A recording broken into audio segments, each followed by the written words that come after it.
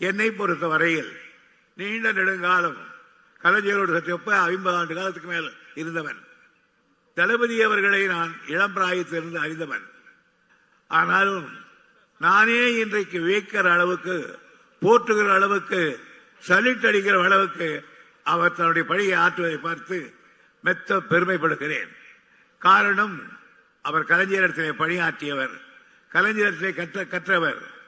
அதே போன்று இந்த அடுத்து இருக்கிற நம்முடைய உதயநிதி அவர்கள் அந்த இடத்துக்கு நிச்சயமாக சத்தியமாக ஒரு காலத்துக்கு வருவார்.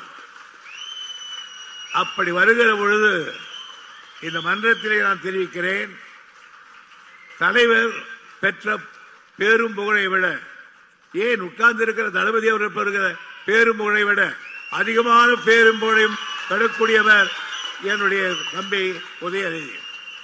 நான் என்ன ஜோசியக்காரனா? இல்லை. வேற என்ன இடம், வேறு பதவி கிடையாது. இந்த வார்த்தையை ஒரு காலத்திலே கலைஞர் என்னிடத்தில் சொன்னார், யோதர என்னையும் மிஞ்சிடுவாயாம, தளபதி வந்து அவனை மிஞ்சிடுவான்.